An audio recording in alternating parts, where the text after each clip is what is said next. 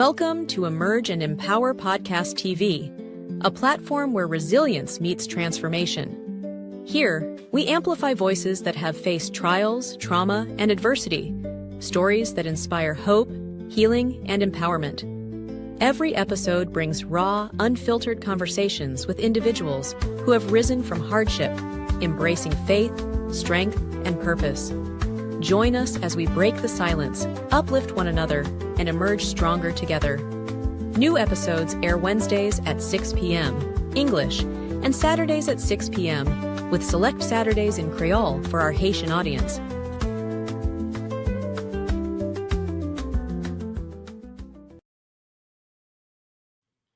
Hey everyone, welcome back. Welcome back to Emerge and Empower with your host, yours truly, Dr. Lynn J. Again, this is season 5.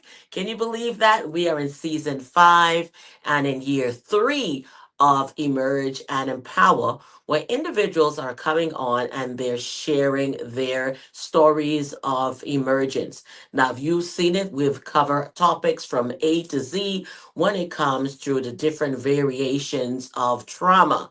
Today, we are here yet again with our guest that was on last week, Avonley, for part 2. There was so much to unload and so much to talk about that we could not rush the segment. So she also has a GoFundMe that is here. I would like for you to participate in the GoFundMe for this cause. So you will see all the information in the bio. All right. So we're going to welcome her to the set. Go ahead and get your seat ready. All right. If you are driving, hurry up and get home because we don't want you on your phone and watching this. All right. And if you are busy, I'll give you just a minute to get yourself ready. Share it in all your groups. Share the YouTube link with everyone. Wherever you're watching, share the link. There is YouTube, Emerging and Empower with Dr. Lynn J. There is the Emerging and Empower Facebook. If you're not watching it from that Facebook page, sign up, become a follower on the Facebook page. We have something new. We also have TikTok, where we are not only sharing the magazine, but clips from the episodes. All right. So I want you to go ahead and subscribe. Subscribe to Emerge and Empower TV with Dr. Lynn J. Subscribe. I'm going to just put this here as a reminder with these little smiley faces. Subscribe, like, and share. Okay. Subscribe, like, and share. And we're waiting for you. I'm waiting. They say, don't touch that dial. I want you to touch it. Touch, click, subscribe. Come out of this if you have to. And we'll be right back with our guests.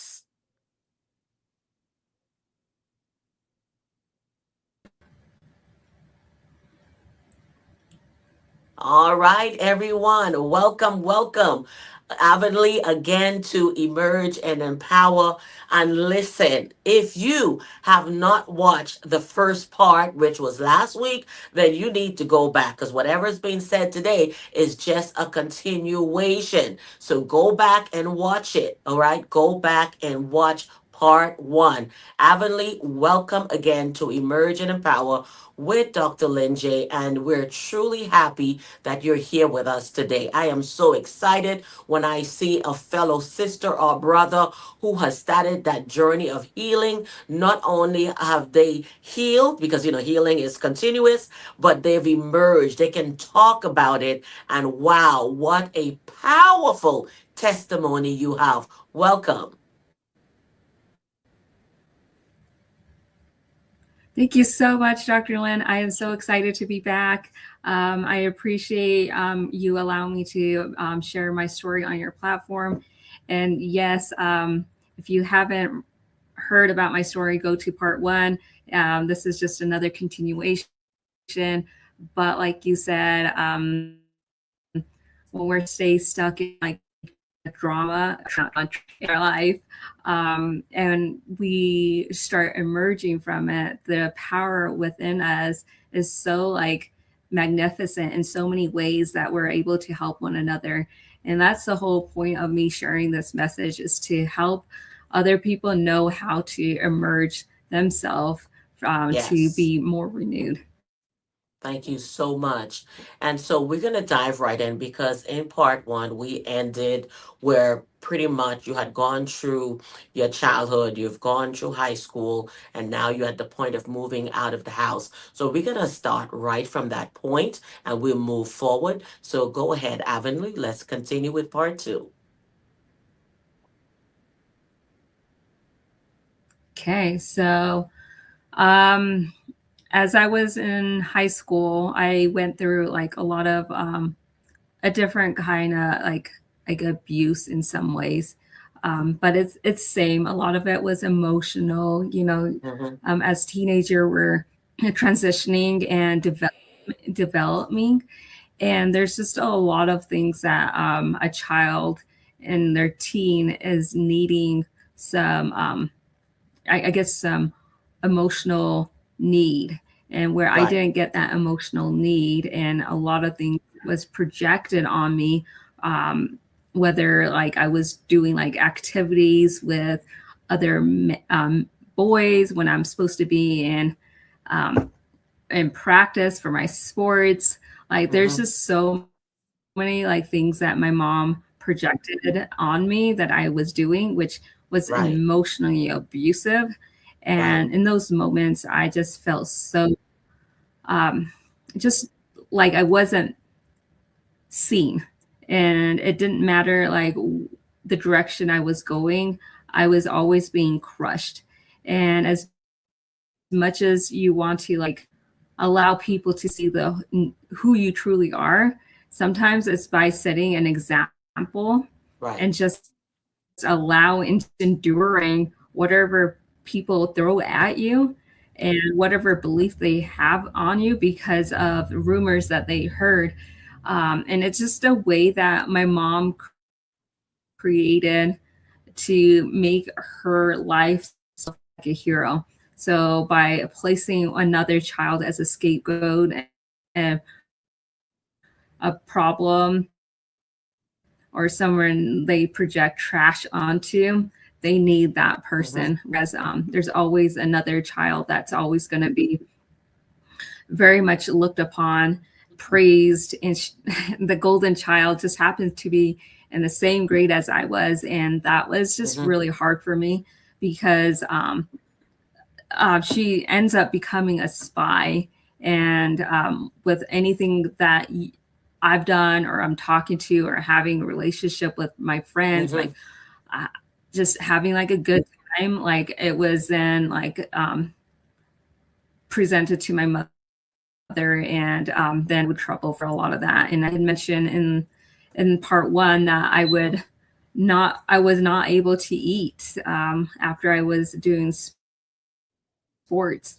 And other things I did not mention is like the food that a lot of the times that we would eat was already like expired, not like Wow. by like a few months. It was like 10 years or 5 years. My mom Wow. had food stored up for a long time, and we ate a lot of the expired food. So it can also attribute to the lack of Yes. nutrition that I had, like I wasn't able to gain weight and stuff like that. And it's very Mm-hmm. needed. Nutrition is very needed for a growing body, especially as a teenager. And so it was just a lot of things that I had to tackle. And I had mentioned that I was raised in a religious home, and I wasn't ever keen the way my mom was treating us. It was just very hypocritical to me, and I saw that, but I never voiced my opinions because I would get in trouble. But one thing I really took in is knowing that hey, God exists and He absolutely loves us, and sometimes He uses our um, sometimes He puts us in like obstacles that we don't feel comfortable with, but maybe He's Yeah. using it as a story and a testimony. We just never know. And I just remember developing a relationship with Heavenly Father, knowing that, hey, the idea that there is someone greater that has greater power that actually loves me for who I am is only Right. temporary. But in the afterlife, knowing that God will embrace me fully and love me unconditionally. And that gave me a lot of comfort in knowing that, hey, that possibility in the back of my mind is what kept me going, is having a faith, that kind of faith, knowing like, you know what, I would rather have this faith than become a victim and Right. hold myself back from being able to move forward. And I don't know. I just think this is a greatest thing that God provides a lot of people, everybody. He provides it as a gift, knowing that, hey, you Yes. know, you can always you will always be loved by me. And Right. whatever you're going through, just lean on me, throw your burdens onto me. And yeah, I think as I grew up, I started recognizing the role God played in my life. He really was using my story as a testimony. As hard as it is going through that, I would, like I mentioned before, I would rather be the one that goes through it than somebody Right. else. Right. So it's hard to think that way, because you don't want anybody to feel like they're undeserving or whatever. But life is just full of kindness, but it's also full of wickedness too, Yes. and There's good evil and evil. It people. seems more And evil. we, There seems more evil than good, mm-hmm, in the yeah, society and that we live in.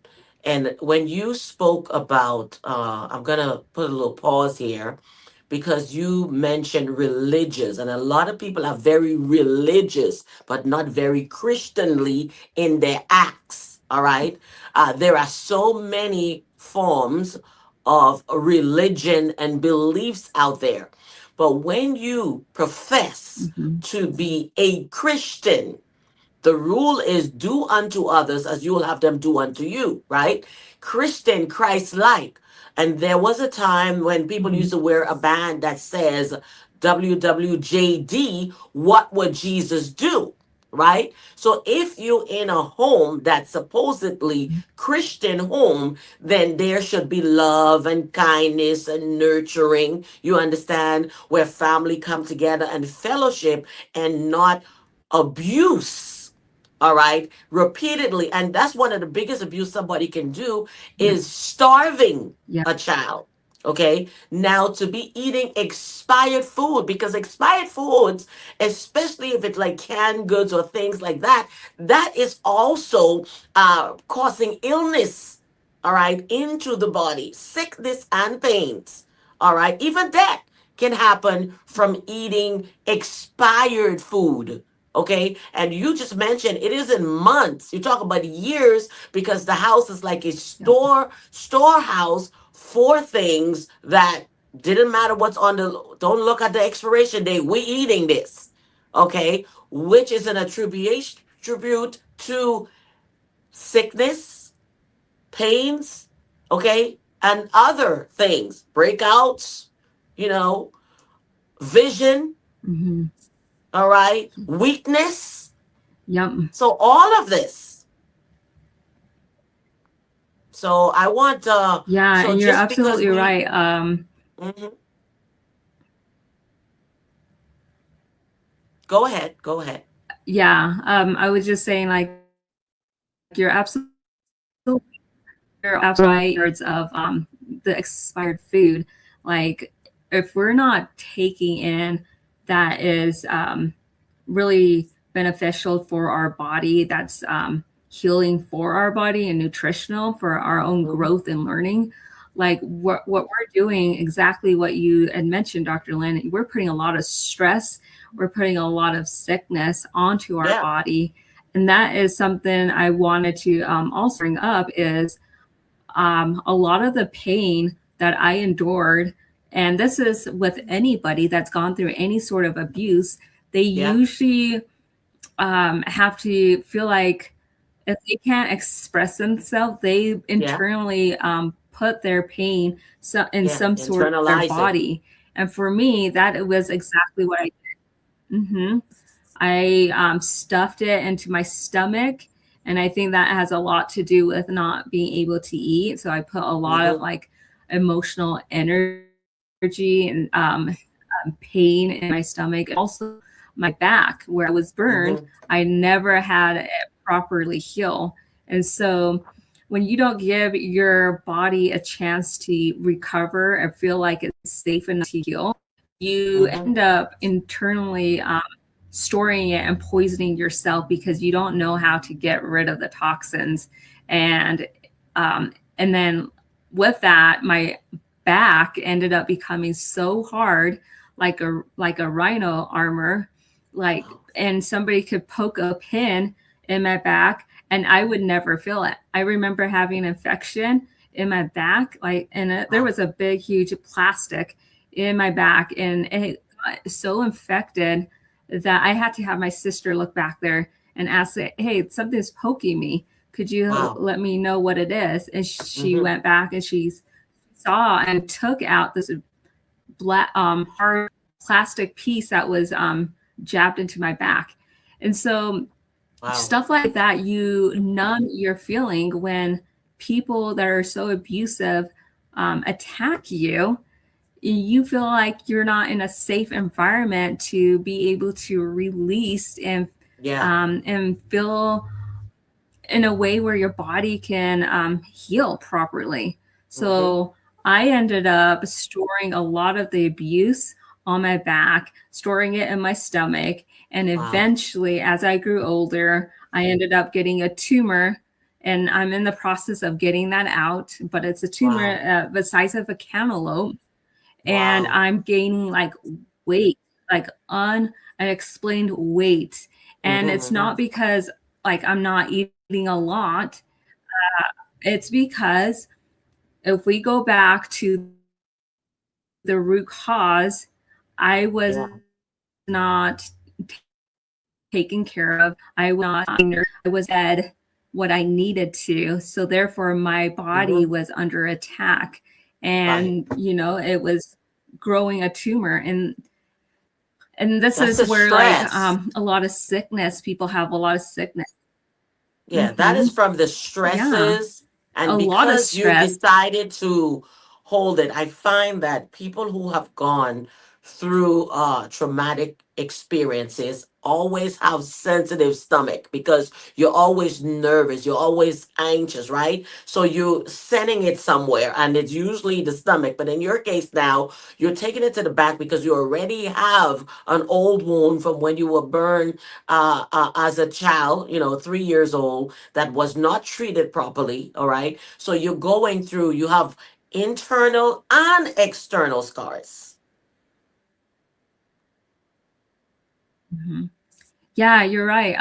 And that's where like I want your viewers and your listeners to really take in is Hmm. I'm a prime example of what physical and internal abuse can do to you. If you have an emotional traumatic event that happens, such as me getting burned, and I'm not having the proper treatment, or my dad wasn't there to help me heal during the time definitely needed as a child, Right. it caused a lot of harm. It made my body shut down.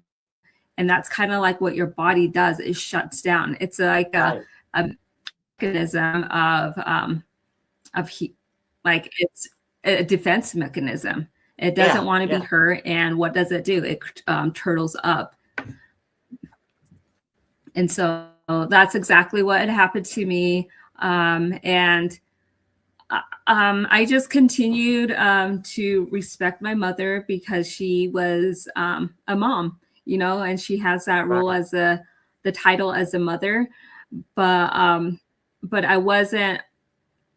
I kept quiet because I didn't want to cause more harm Right. onto um, onto myself, because whatever I did, I knew I would get attacked.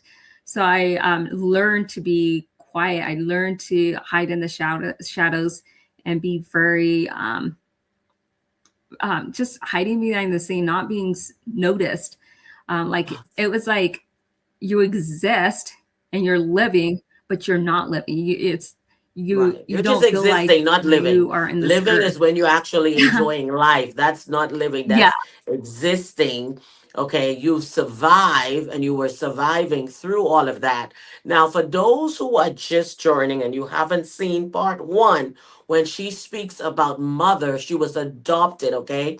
So she did start off by letting us know that she's from India. Okay. And so they were adopted and came into America. Her mom passed away through to a fire when she was a little girl, in which she tried to assist the mom and she herself got burns, okay, on her body. So now here is a child who really didn't have the chance to be nurtured by, her maternal mother. Okay, her biological mother, because of course, number one, you said your mom had 11 of you guys. So, really, at 3 years old, you already didn't have that love and that care, that attention, right? Now you come into America, and now you're adopted into a family that now has 14, was even more than you 9 growing up. Again, not having enough tender, loving care, but instead of getting care, having abuse. Now, what do you tell a child? What does a child do?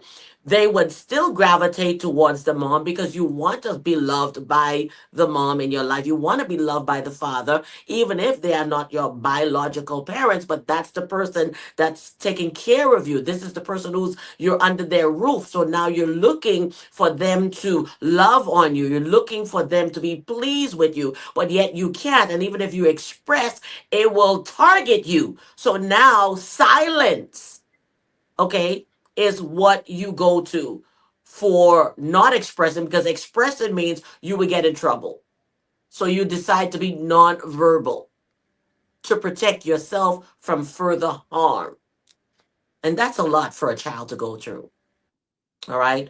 And I'm continue here because there are people that are still adopting children, and you see it on the news of maltreatment. All right, because a lot of them, these children are just a check, all right, that they're getting from the government. They don't care about the children that are in their homes. They're maltreating them. They could be out there. You've seen them where they starve these children to death. All right. So this isn't someone on the news right now. Okay. This is Avonley on Emerging in Power telling her real story. It happened to her, and she has emerged, and that's how come she can share and talk about it. Okay. And I believe that's where her testimony is and where her purpose is. And she's here to share it with you. All right. So that is worthy of applause. That is worthy to show that you're strength. All right. That is a life of inspiration. It's on after all of that, in spite of all of that. You here today to uplift someone that is watching today. Whatever that is that you're going through. Okay. But she's here to uplift. All right. Because our mission is for you to emerge and come away from it. Survive it and come away from it. Not die in it, because that is the worst. All right. Avonley, you may continue. Yeah, amen, sister. Exactly. We just don't want to we don't want to stay stuck in the abuse, because what really is happening, it's not you that is the problem.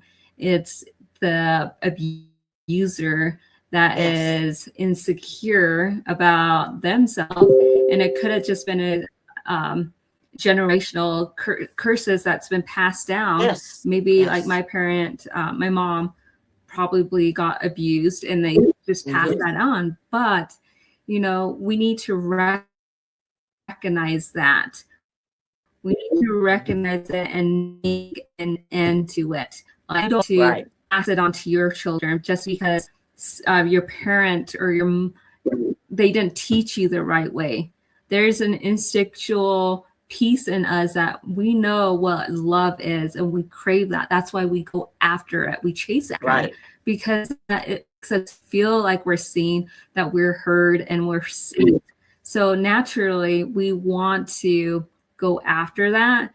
And so if you want to go after that, don't pass the garbage or that pain onto someone else, whether it's a cousin or your own family members or somebody in your work field.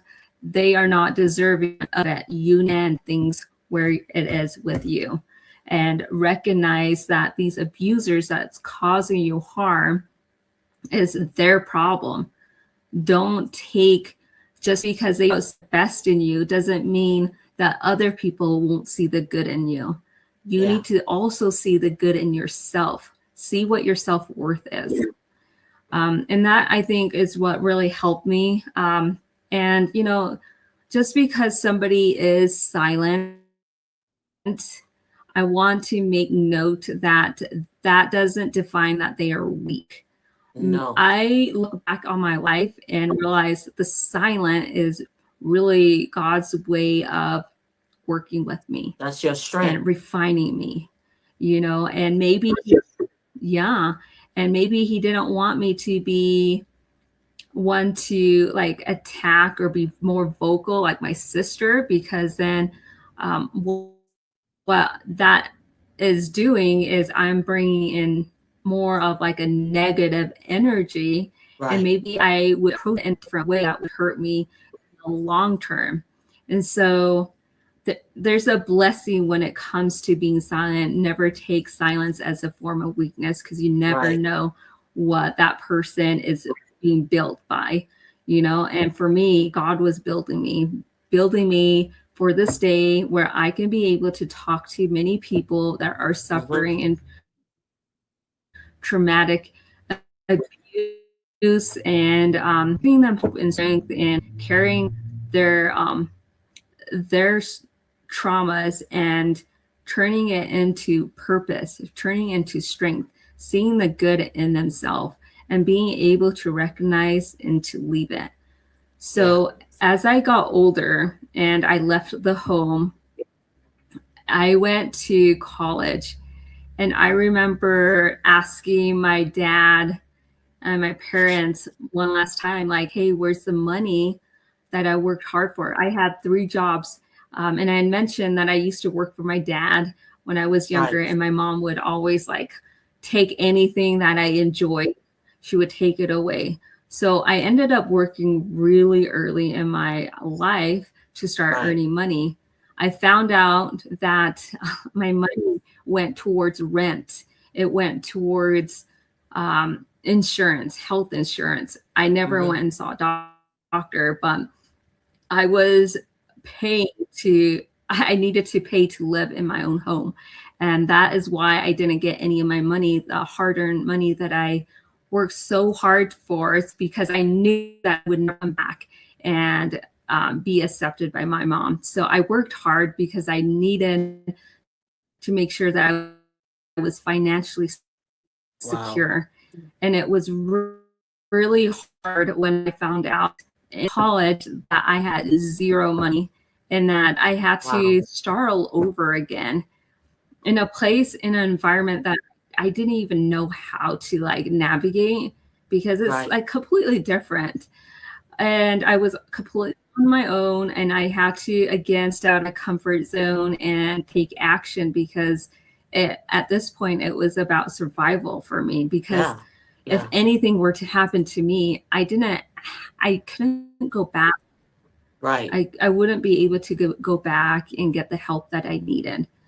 And so I remember going to college and feeling like I was so behind in so many ways with amongst my peers. A lot of them were happy, could laugh, could joke, and a lot of them would, like, a lot of my friends would say, like, isn't that funny? Joke, you know, it's laugh about it. I couldn't laugh because I've always there was nothing to laugh about. Any of my emotions, and I didn't know yeah. And I'm like, okay, this is really uncomfortable for me, but I had to like learn to find my voice.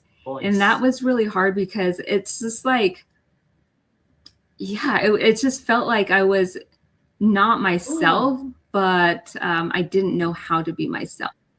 And that is just like so hard. And I think a lot of college students can relate to this, that's gone through any sort of abuse. When they come to like a new place where they could create friends, they have a hard time making friends because they're always trying to, let's say, people please, right. Seek because approval they just want of to fit in. They don't others want to look and like, validation. mhm.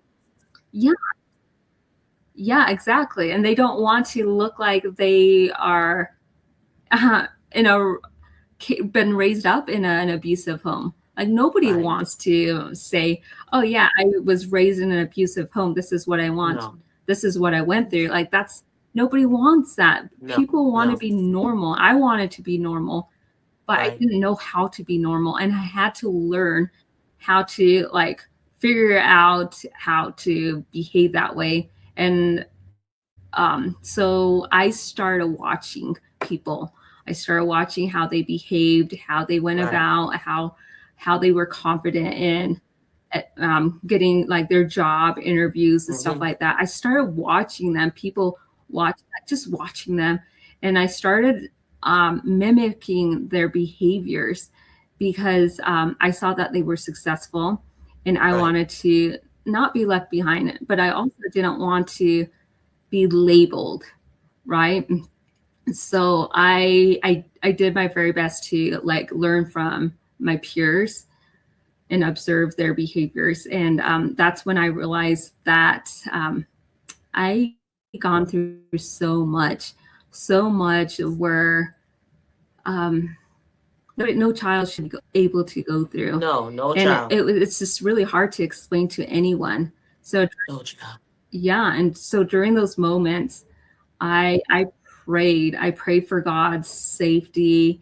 I prayed that He can watch over me because I didn't want to go back to my home or even Yes, pick up my phone and call for help, right. because I knew I wouldn't have help. So I really, really relied on God, and there's been so much blessings. And it wasn't easy. It was so hard to like just get up out of bed and Yeah, just face a new day.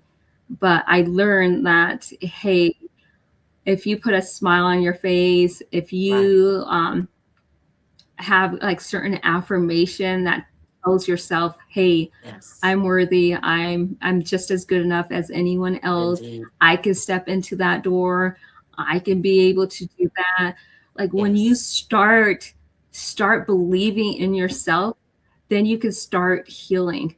And yes, when you find like that safety place, and I recommend anyone go find that safety place, find it, go find it. find someone that would listen to you, Yes, because we as human beings need each other. we do. We hear each other and we really grow and we heal one another. So it's really Yes, important that you can believe in yourself to know that you're worth it and you're worth yes. healing. When I found my husband, I started dating my husband. Um, it was really hard to trust people, and I'm sure. he knew about my scars, but he never like actually ever asked me what happened to you. He respected Wow. me enough Right. He waited. He that was waiting it for you took to me tell like him. yeah, and I was dating him for like probably a good 4 months, and I never told him about my burns, but he could feel them, he could see Right. them. Um, but I finally asked him, like, "Hey, do you know about my burns?" He's like, "No, I didn't. I don't know anything what had happened, but I know you went through so much, and I'm just Right. waiting for when it's Yes. comfortable for you." For you. So he Perfect. wasn't pushing or nagging.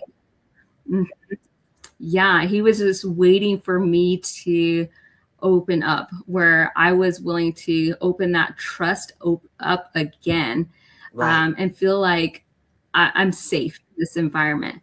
And as I felt like that was such like so empowering for me, and I respected him so much for it, Yeah. that I was able to feel safe around him. And as I continued to feel safe around him, and we started working towards like what we went through, and I went through my healing journey, Uh-huh. I would say when you allow love into your life, and Oh, you could love. feel like you found a, yeah, Yes. that actually loves you for who you are, your body changes. Oh, yes. And It's that's healing in exactly what itself. happened to me. Love is healing in itself. Mm-hmm. First, you went to Christ's love as a father. You saw him for everything that you needed. Yeah. You prayed to him because that was where your hope was, even though you couldn't express yourself, but you expressed yourself through your prayers and through your affirmations, right? And you had to believe in what you said because that's all you have, right? When you don't have anything else, you have to rely solely on yourself and solely on God, you know. And there isn't an example of what that happiness or joy should be because it wasn't in your home. There was no example of what that confidence was because it wasn't in your home. But in your intelligence, right, and what God has poured into you, okay, He's given you wisdom beyond your ears to look at others, to understand what it is that you're lacking in. How do I need to act? See, first you're looking at the surface, right? Now, when you do it, you're feeling what the confidence is. And now, of course, one of the biggest things is not feeling deserving of love. All right, because you feel like, no, I don't deserve it. Good things shouldn't happen to me. Why? Because all of these negative things happen to people who should love you, not loving you, right? So you feel like you're in a loveless life. So of course when love comes around, you're going to be suspect. You know, you're going to look at it like, is this real? Is what's behind this? You know, is this a front? But then again, because you've gone through so much, as you've gone through, you're like, well, I don't think anything could be worse than what I went through already. So you face it head on. All Mm-hmm. right. So now I hear the phrase, love lifted you. So love started a different journey for your healing. It's a beautiful thing. And I'm glad he was mature enough to pause and say, let me wait. I know she's been through some stuff, right? So he can see that there is baggage. But he was brave. It takes a brave man who want to come into the life of a woman that he sees there's a lot of scars externally, which means there are a lot of emotional scars, right? He's brave to wait, you know, and love you enough so you can be comfortable. All right. So let's talk about that. Yeah, like I think I'm just so split with God. You know, God sends us certain blessings in our life, and for me, He sent my husband because Hmm. he knew I went through so much, and he knew that I needed somebody that could help me to Hmm. overcome and heal, and that we can work through this. And so when I finally was able to know my husband was safe enough, and that he loved me for who I am, Hmm. and I it was knowing that there was safety. And as I knew that our relationship was a home of safe and love, I knew that I could be able to purge all that stuff that was suffocating inside me. And Yeah. as I Yeah. was purging that out, guys, you're going to go through a lot of Oh. emotions that I've never felt. Like I suffocated. Like, yeah, Yeah. I dealt with them in my private where I didn't want to be seen. Right. But like stuff like if having emotions to feel what somebody's going through and Yeah. being able to cry Yeah. in front of somebody, there's healing in that. Oh, And yes. as I continue to um, work inward, because it's really important, it Yeah. is important if you're going through healing, you need to not be in denial, because Yeah. denial is only going That's to the set first you thing. back. First It's thing. just going to hold you back. Mhm. Yeah. Once you're not in denial, you can actually go in and face it head on, and Yeah. it just purges. It just comes out like toxins. And your body starts to heal. Yeah. So, as I continue to work on myself, letting myself know that I'm worthy and that I am able to do things and I can have happiness, I can have success, I can be confident. Here, I need to recognize and I need to take what I used to self sabotage myself and Yeah. thinking, like, no, it's not okay. You just happen to have like a lifestyle where you have to endure the pain. Yeah. Like, once I shifted that mindset, because when we talk to ourselves that way, just because Yeah. somebody sees that in us does not mean it's okay for us to see that within ourselves.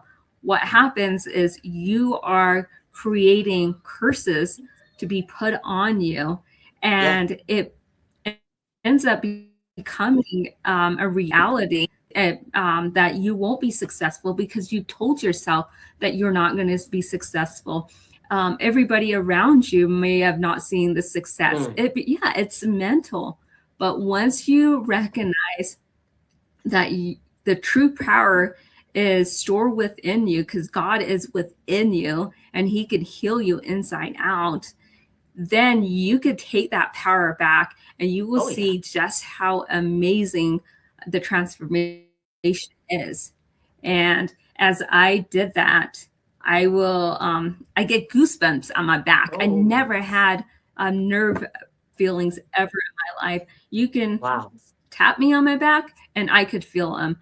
My back started healing to, like, some parts of my body just kind of looks Hmm. like that, on my back. Others, it's still like Wow. 4th-degree burns, but it is so movable, and Not so rigid and I hard don't I anymore. don't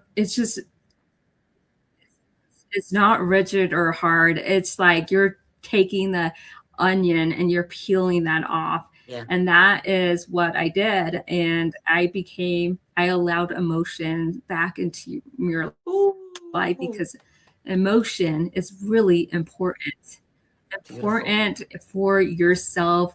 It is so important because as you allow emotion in, you will start feeling the spirit. You will Yes. start feeling God and his empowerment within you. And that's just like so like profound and exciting, because someone like me that had was so hard.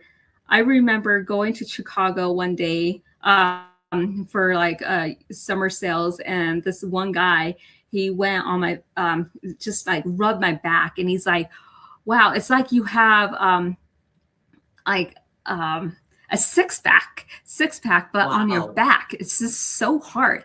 But like that's how hard of my back was, Hmm. and I never liked people touching me because Right. it reminded me of like everything I stored on it. And so Yeah. when I finally like decided to heal from it and found a safe place with my husband, knowing that I could be able to just let go of a lot of things and purge things out and allow Hmm. God to really work on me, what he's doing when you say enough is enough and you allow God into your life, Yeah. he transforms you. It's like Beautiful. he is putting you through a fire. Again, Yes. I am going Refiner's back fire. into a Refiner's spiritual fire. That's a fire. different kind of fire. Hmm. Refiner's Yes, fire. yes, exactly. And he was refining me. He was refining me. And every thought that I had that was not good, that was evil, Hmm. he's burning. and I had to replace it with goodness. And as I'm doing that, he's merging that old me into a gold me. Gold represents abundance. It represents purity. He's purifying us. And that is exactly what he is doing. He was purifying me. And he does that to anyone. And it's an invitation that he gives to anyone who wants it. And it's up to you to open that invitation and make that call and say, hey, I'm ready. And I will tell you, during those times that you feel heated, the adversary is going to do its job to make it even worse. And it's going to feel like hell. But just know he's going to love you, and just lean on him even more, because he is burning those impurities and those spiritual adversaries are purging out of you, and he's burning those up too. So allow those to come out of you. Allow them to be burned up. You don't want those in you anymore. Let yourself be completely renewed. Allow God's blessings to be poured onto you. And so I went through that process of healing, and that's really what my healing looked like. I ended up getting get some really helpful books that's going to help change the mindset. Right. It's really important. Change habits. Mm-hmm. Get some habits, really good habits that you can make changes within yourself. Habits are really good. It's really important for the body. Yes. As we continue to make these changes, you will start seeing who you truly are. And then it gave me a chance to go back and face my mother and let her know, like, I had to go through that forgiveness process too. And forgiveness is completely different for everyone. It's not like my way is the right way. Like, depending on what someone goes through, it's a package between you and the Lord. And because we're all unique, we all have a unique story. And so I remember going back to my mom a few times, explaining to her, like, hey, I'm sorry, and for the longest time I thought, if I get a, apology back and she forgives me, it's like an exchange, then we're good. It's not like that, guys. It's really usually, the forgiveness. I'm sorry. The truth is, it usually don't work that way. So we have to learn that, hey, I've released this person, because forgiveness is for you. It's not for the other person, right? So when you give this forgiveness, and the person, most abusers are not receptive. It's like, what? Like, or they're in denial. I didn't do anything. It wasn't. So they don't receive it. So you have to be okay with that. You have to be okay with that, because when you release unforgiveness, it's not for them. It's for you. It doesn't matter how they react to you for that, because it's all yours, right? It's for your betterment. It's for your life. It's for you to excel. It's for you. And that weight comes off, right? Going to her, of course, we hope that when you go to someone, you say, hey, this has happened, and they will admit. So most of the time it's about admitting that, you did harm me. But most of the time, you're not going to get that reaction. Mm-hmm. Yeah, you're absolutely right, Dr. Lynn. And that is that's exactly what I went through, is recognizing, hey, this process, this forgiveness was for me to take a stand, and also recognizing my self-worth. And when I told my mom, like, the direction the family was going to go, like, we can end it there and start all over fresh, I thought that would be like just an amazing gift. But no, not for her, because she does not want to acknowledge that she did wrong. So I remember just being so frustrated with God and telling him, like, I'm doing everything I can to make things work. Like, what am I going to do? And he's finally was like, you did everything that you That's can. it. Now give your burdens to me. Don't worry about your That's it. past. And then that's exactly what I did. He's like, you need to focus on your family. You need to That's raise your it. children, focus on them, give your family to me. And that's exactly what I did. And I remember when I decided to give that to God and I'm going to move forward, he lifted so much blessings from me. My suicidal tendency, I never had anymore. Never, because I trusted in God. Sometimes God Yeah. makes us put work. Makes us put work in because it molds us. It makes us stronger. It builds us, and those are important. As a mother or a father would do with their child, we're not going to keep a child from walking because they keep falling. We're going to keep Right. encouraging that child, get up, you got this.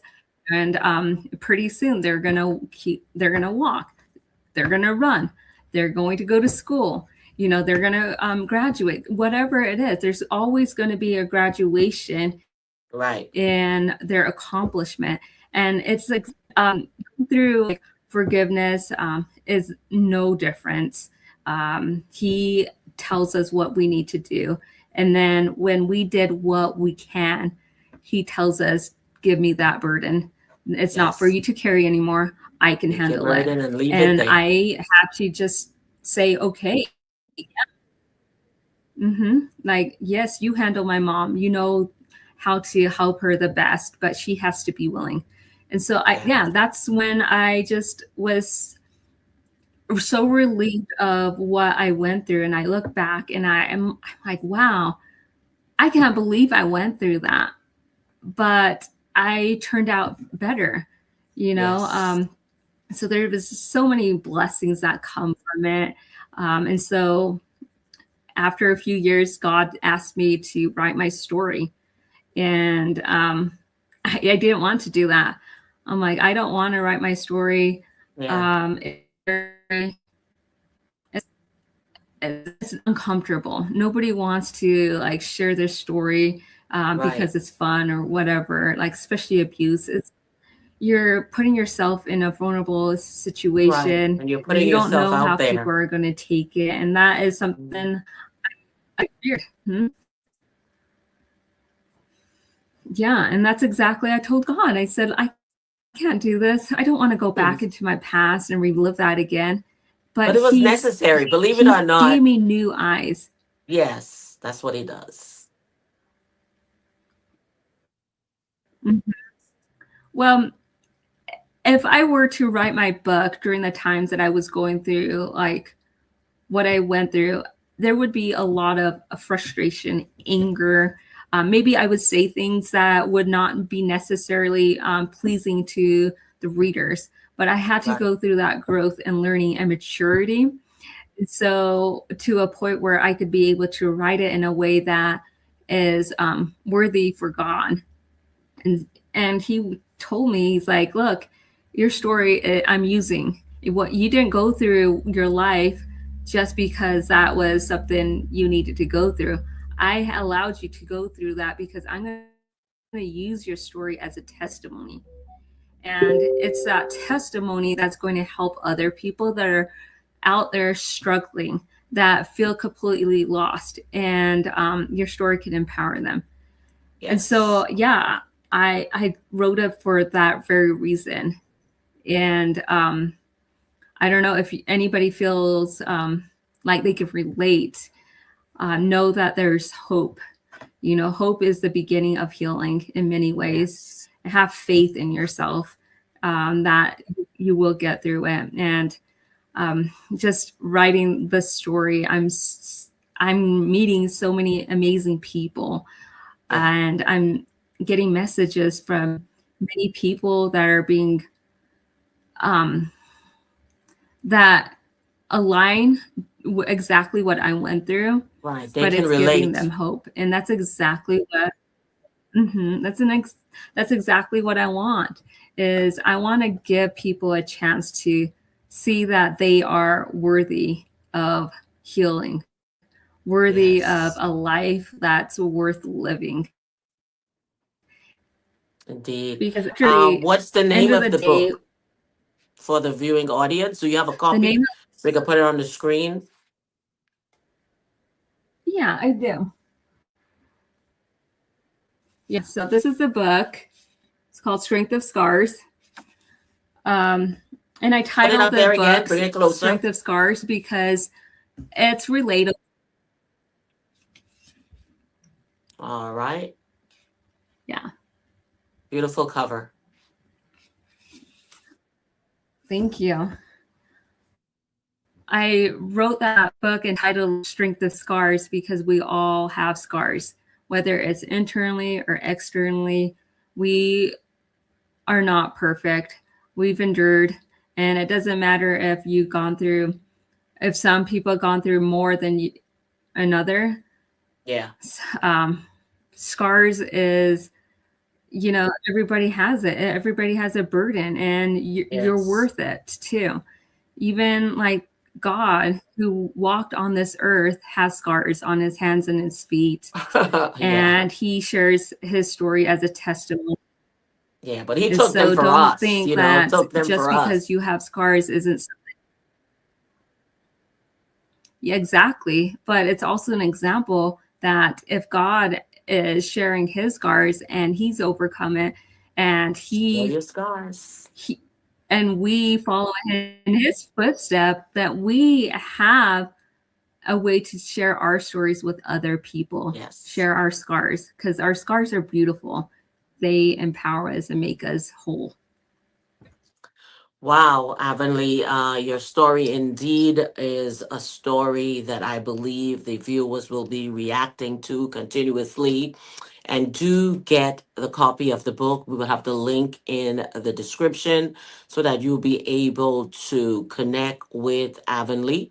And hopefully, we can even spotlight her, come on and do an author spotlight so that you'll be able to spend more time on your reach when it comes to the book. Now, again, the stories are real stories and the healings are real healings. These are not make believe, these are not fictional. All right. So these are true individuals who have emerged and now are here to empower you. I know some of you were close to tears or probably were crying, but as you can tell, when someone is healed, right now, you don't have time for those tears. It's like you got to push forward beyond those tears. The tears of healing has shed, the tears of shame had shed. All of that had happened, and now you can stand bravely and share your story. Now, individuals don't come on here for your pity. All right, they done been there and done that.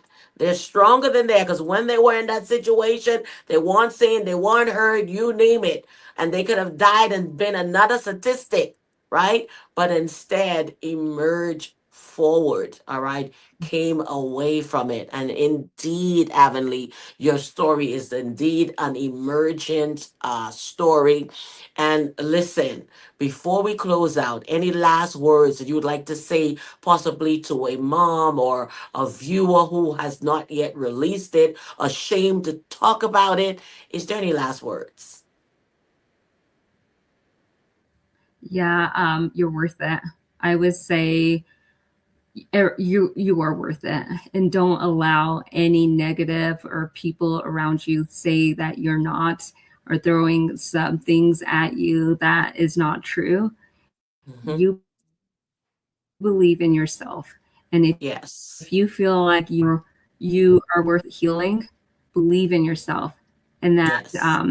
once you believe that you are worth it, be, becomes a ripple effect of goodness that will be a blessing in your life. So take that leap, take that step, because it's it's to me, it's worth seeing people happy, and Yes. you are worth it. Just because you're surrounded by people that might not believe in you, there are Yeah. people around this world that believes in you. Even if we don't know Yes. you, we Yes. are rooting for you. So take You're that worth leap and it. know that change can happen, and believe in yourself. Put it in the chat. Put it in the chat. I'm worth it. I'm worth it. I am deserving of love. I'm worth it. I'm worth it. I'm worth it. Avonlea, we want to thank you. And I do believe this will not be the last time that we have you on Emerge and Empower. And such a powerful testimony as we open up season 5. This is to let you know that there is more to come. And again, if you have a story to tell and you just didn't feel like you were in the right space or found the right couch to come on, well, come on to Emerge and Empower. We are here for you. We find you relatable. We're here to cheer you on. All right. This is not a judgment zone. This is a place of love so that you can be free and live, right? No more existing, but living bountifully in joy, in peace, in deserving. You are God's masterpiece. Amen. So thank you so much for being on Emergent and Power today, Avonlea. Until next week, everyone. Thank you so much for watching. Thank you.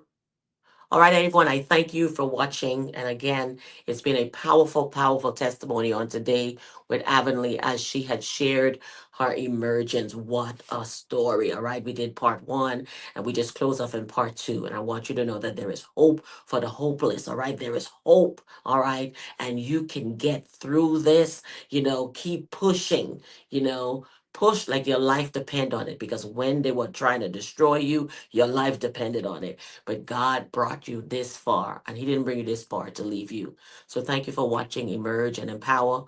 And again, we're waiting to get your story of emergence. Until next time, everyone, thank you. We'll see you next week.